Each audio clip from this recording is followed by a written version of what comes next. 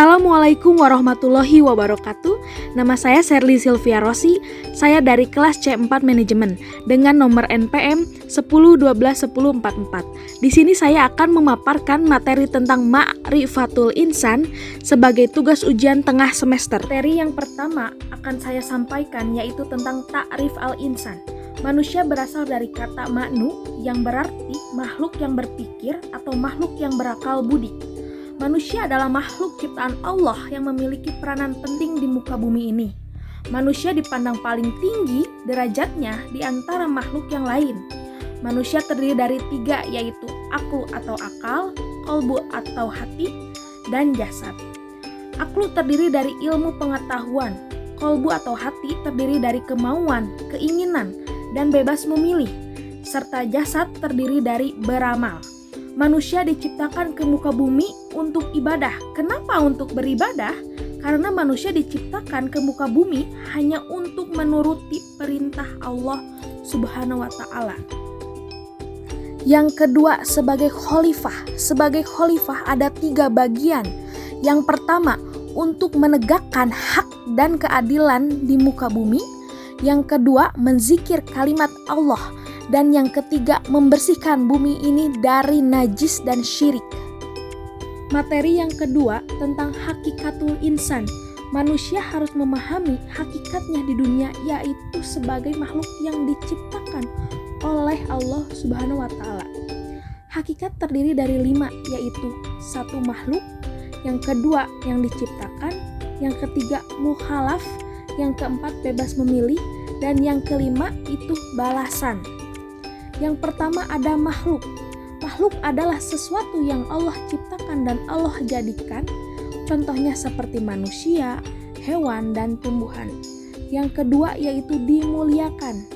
Manusia adalah makhluk yang dimuliakan Allah Subhanahu wa Ta'ala dari makhluk yang lain.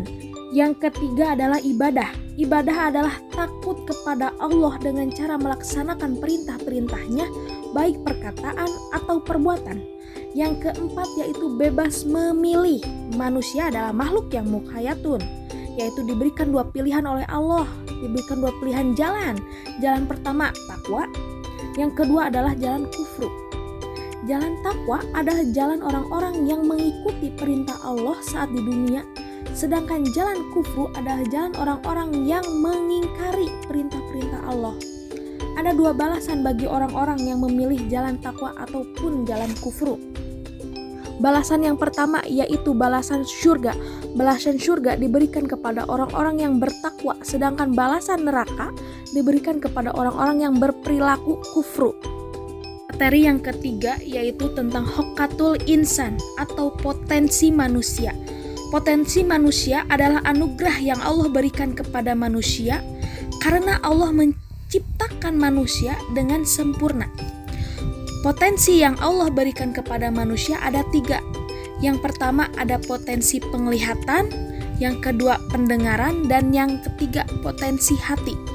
Potensi penglihatan adalah potensi yang dimiliki manusia untuk melihat cahaya. Potensi pendengaran yaitu potensi yang dimiliki manusia untuk mendengarkan suara.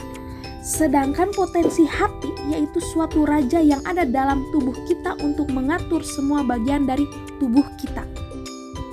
Materi yang keempat tentang nafsul insan atau nafsu manusia. Nafsu adalah kekuatan atau perasaan emosional yang terdapat dalam diri manusia. Insan artinya manusia atau diri sendiri. Manusia diberikan 2 jalan, yaitu jalan fujur dan jalan takwa. Jalan fujur meliputi nafsu, sedangkan jalan takwa meliputi jasad. Jalan fujur adalah jalan yang Allah murkai. Orang-orang yang memilih jalan fujur akan mendapatkan balasan di neraka dan adalah orang-orang yang hina. Sedangkan jalan takwa adalah jalan yang Allah ridhoi. Orang yang memilih jalan takwa termasuk orang-orang yang beruntung. Kondisi manusia kadang tidak statistik. Yang pertama, saat zikir menonjol, maka hati akan tenang. Saat syahwat menonjol, nafsu akan tak terkalahkan. Materi yang terakhir adalah sifatul insan atau sifat manusia. Manusia adalah makhluk yang memiliki sifat yang dibentuk dalam dirinya.